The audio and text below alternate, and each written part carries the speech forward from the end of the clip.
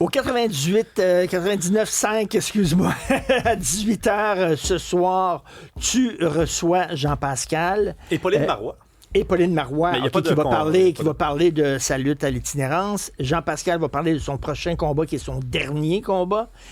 Et tu as un angle spécial. Tu veux me parler de Jean-Pascal? Ouais. Moi, il y a quelques années, je suis allé voir 2 combats de Jean-Pascal dans ma vie.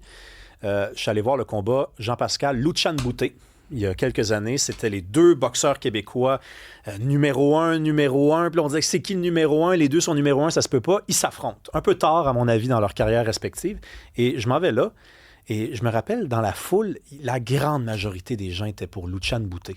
Puis pourtant, Jean-Pascal est né ici. Hein? Il a grandi ici, il a été formé ici, puis Luchan Boutet a appris le français, puis c'est un Québécois, c'est correct, mais je me disais, pourquoi les gens prennent pas... aime le Québec. Là. Ouais, vraiment, tu sais, puis... Et autour de moi, les gens me disaient tout le temps la même affaire. Ils me disaient, il est bon, Jean-Pascal, mais il est baveux. Il est baveux. Puis moi, tu sais, j'ai pas de problème avec les baveux. Je pense que ça en prend une coupe dans une société. Si on était rien que des baveux, ça fonctionnerait pas. Il est flamboyant, il est sûr de lui, etc. Il est trop confiant, il est show-off. Mais c'est ça qui est le fun. C'est ça qu'on aimait de Ali, par exemple. Mohamed Ali, son côté show-off. Les Américains aiment leurs vedettes show-off. Nous autres, on n'aime pas nos vedettes show-off. Ben, Richard, c'est peut-être plus grave que ça. On aime les show-off des autres, on n'aime pas nos show-off. Et ça, c'est un gros problème. Mais pourquoi au Québec, on n'a pas le droit d'être show-off? Ben, écoute, ça, c'est sûr que c'est historique. Là. On a une mentalité de paysans, des gens qui étaient beaucoup plus discrets, délicats, on regarde pas trop haut, on fait notre petite affaire. Ça, c'est une expression très québécoise, faire sa petite affaire. T'sais. Et il y a des gens qui arrivent et qui disent non, on va faire des grosses affaires. Puis là, on dit bon, il se vante. Non, c'est parce qu'il veut pas faire sa petite affaire. C'est pas qu'il se vante, c'est qu'il veut faire quelque chose d'autre. Pas quelque chose de plus honorable, quelque chose d'autre. Tu sais, Hubert Lenoir. Il y a des gens qui n'aimaient pas, là. Ah oui, pour qui il se prend, c'est quoi ça? Xavier Dolan. Hey. Xavier Dolan. Justement, le chanteur qui chante Ma gang de malades, là. Daniel Boucher. Daniel Boucher. Sur scène, Daniel Boucher, à un moment donné, il est monté avec un costume d'Elvis. Okay? J'allais le voir en show. Moi, j'aime beaucoup Daniel Boucher. Puis un côté baveux, puis un côté I'm a fucking star, là. Puis un côté, là.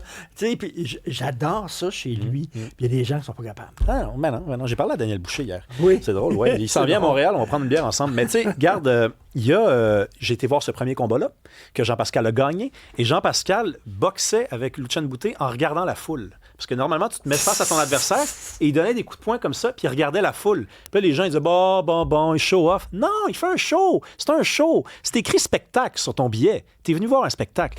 Et à l'époque, moi, ça m'avait marqué. J'étais très jeune. Je me disais, OK, donc là, je mesure quand même dans quelle société je vais devenir un adulte et grandir. J'ai quand même calculé ça. Je l'ai enregistré. Des années plus tard, je suis allé voir, et c'est là que c'est devenu grave, Richard, parce qu'on parle toujours de Jean-Pascal. Il livre 2 combats à un des boxeurs les plus durs de sa génération. C'est un Russe qui s'appelle Sergei Kovalev, un gars qui ne souriait jamais. Et Jean-Pascal a toujours affronté les meilleurs. Affronte Sergei Kovalev, ça se passe pas très bien, il perd, l'affronte à nouveau. Et dans le 2, moi je vais voir le 2e combat, et il mange une volée, et les gens applaudissent à la fin. Mais voyons. L'autre boxeur, un Russe qui ne parle pas français, qui est venu 2 fois à Montréal dans sa vie, se battre, puis il n'est jamais plus revenu. Et je parlais avec des femmes, puis je disais, pourquoi vous... Il dit, il est baveux, j'aime pas ça, tant il l'a mangé, ça volé.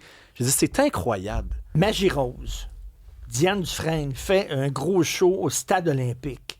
OK, puis elle dit aux gens, déguisez-vous, puis tout ça, puis elle arrive avec ses robes complètement flamboyantes, tout ça. Il y a des gens qui ont dit, bon.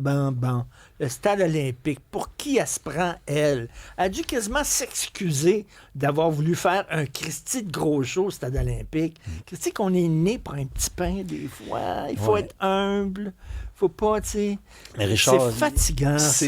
Mais c'est ça qui arrive quand tu restes pogné dans un petit statut. C'est ça, son statut, c'est province, c'est petite nation, petit État incertain, assis le cul entre 2 chaises.